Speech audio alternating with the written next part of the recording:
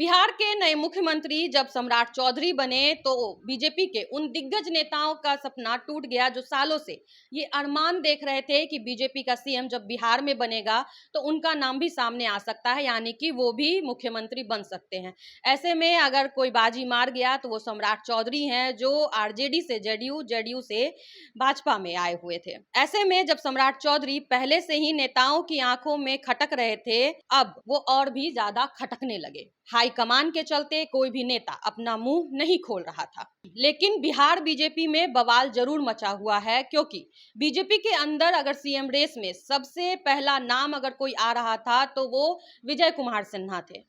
लेकिन नीतीश कुमार ने इस पर वीडियो लगा दिया और वो अड़ गए सम्राट चौधरी के नाम पर और अंततः सम्राट चौधरी बन जाते हैं बिहार के नए मुख्यमंत्री। तो ऐसे में अगर कहा जा सकता है कि सम्राट चौधरी के राह का रोड़ा अगर कोई हो सकता है तो वो है विजय कुमार सिन्हा। और आज की हमारी एक खास रिपोर्ट इसी पर है। नमस्कार, मैं ईशा, आप देख रहे हैं संक्षिप्त समाचार।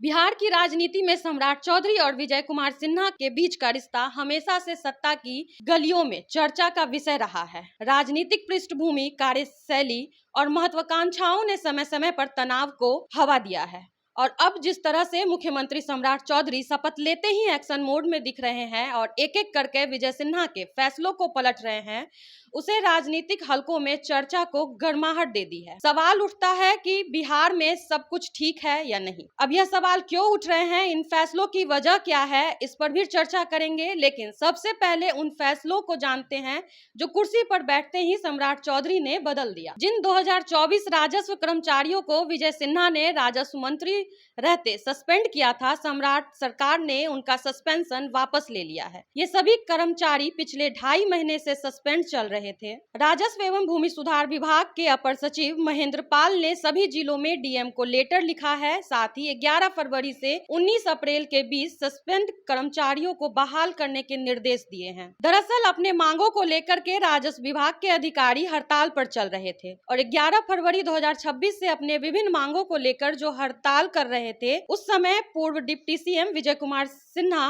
भूमि सुधार राजस्व विभाग मंत्री थे। उन्होंने हड़ताल को अनुशासनहीनता मानते हुए अलग अलग आदेश जारी करते हुए 224 अधिकारियों को निलंबित कर दिया था।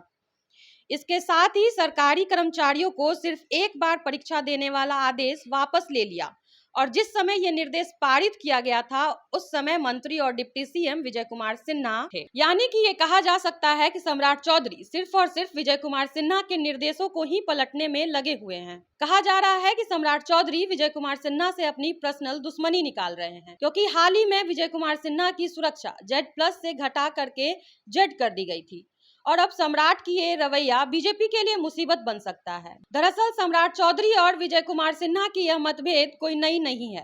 राजनीतिक जड़ें और कार्यशैली दोनों की अलग अलग है, जिस कारण से ये मतभेद हमेशा बने रहती है। सम्राट चौधरी की अगर बात की जाए तो वो गैर भाजपा पृष्ठभूमि से आते हैं, राजद और जेडीयू जैसे दलों में रहे हैं। वहीं विजय कुमार सिन्हा की बात की जाए तो भाजपा कैडर और संघ के पृष्ठभूमि से आते हैं। मई 2020 में एक वाकया हुआ था जो सार्वजनिक तौर पर इन दोनों के मतभेद को दिखाया। विधानसभा में कार्रवाई के दौरान सम्राट चौधरी उस समय मंत्री हुआ करते थे और स्पीकर थे विजय कुमार सिन्हा। उनके बीच तीखी बहस हो गई थी। सम्राट चौधरी ने स्पीकर से कह दिया था कि ज्यादा व्याकुल मत होइए। विजय कुमार सिन्हा इस पर काफी नाराज हुए थे और उन्होंने इसे सदन की गरिमा के खिलाफ बताया था। हालांकि बीजेपी समय समय पर इन दोनों की खाई को खत्म करते हुए आई है। अब भाजपा ऐसा क्यों करती है? क्योंकि राजनीतिक दृष्टि से और जातीय दृष्टिकोण से ये दोनों नेता भाजपा के लिए काफी अहम माने जाते हैं। सम्राट चौधरी लव कुश कोहरी कुर्मी समीकरण में सेंध लगाकर भाजपा के लिए नया आधार तैयार करते हैं। वहीं विजय सिन्हा भाजपा के पारंपरिक कोर वोटर के नेता माने जाते हैं और पार्टी के अंदर यह संघर्ष हमेशा दिखता है कि श्रेय किसको मिलना चाहिए। तो ये थी हमारी आज की खास रिपोर्ट, जहां हमने आपको बताया कि सम्राट चौधरी कुर्सी पर बैठते ही किस तरह से पूर्व डिप्टी सीएम विजय कुमार सिन्हा को दबाने में और उनके फैसलों को बदलने में लगे हुए हैं। फिलहाल मेरे साथ इस खबर में इतना ही। वीडियो पसंद आया हो तो वीडियो को शेयर करें, साथ ही हमारे YouTube चैनल संक्षिप्त को सब्सक्राइब करके Facebook पेज को भी फॉलो कर ले। धन्यवाद।